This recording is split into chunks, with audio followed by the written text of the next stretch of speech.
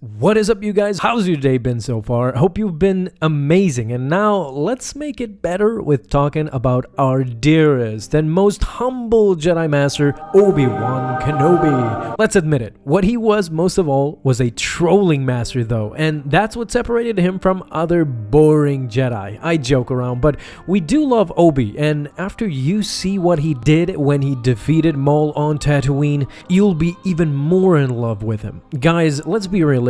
Most of us, and almost none of us, will never be able to understand what Obi-Wan went through during his mostly depressing life. Do you remember what Maul did to him? I know he felt betrayed by Anakin, and yeah, Obi-Wan felt like he failed him ultimately, but there is no comparison to what Maul did to Obi-Wan. I'm not comparing the two because Maul and Anakin are in different categories completely. I'm gonna go through this thoroughly. To understand Obi-Wan's perspective, guys, imagine being him for a second.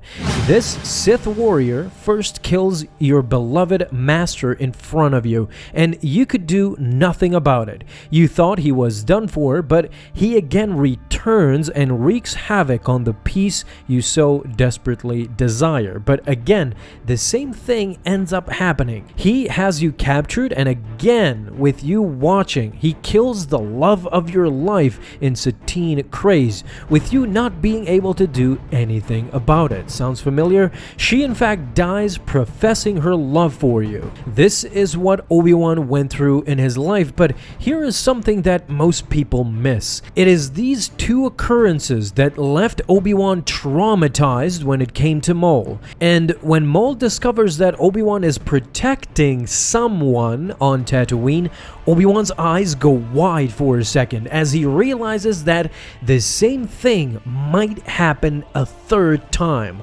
If Maul discovers the truth about Luke, then he might kill the boy and the entire Lars family, with Obi-Wan standing there and not being able to save them.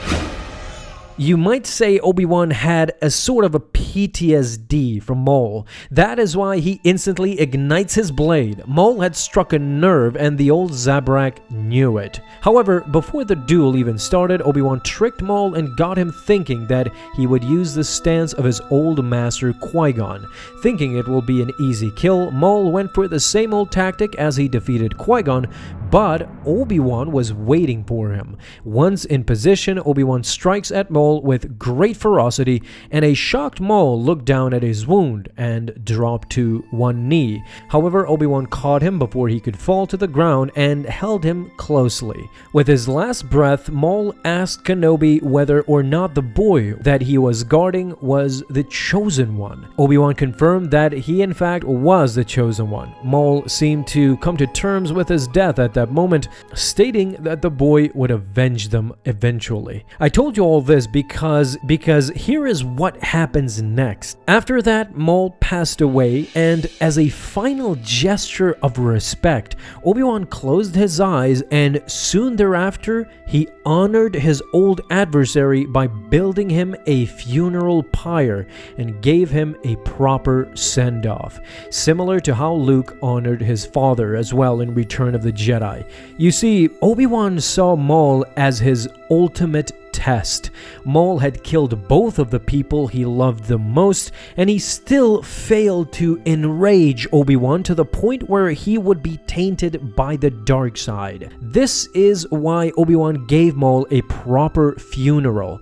Not only because it was the Jedi way, but because this funeral was the ultimate sign that Obi-Wan would never be tempted by the dark side. Guys, I do hope you enjoyed this one. This was kind of short and sweet, I have to admit, but if you did enjoy it, please be sure to leave a thumbs up and hit that bell to get notified the moment a new video is up. Have an awesome day, my Star Wars friends, and may the Force be with you always.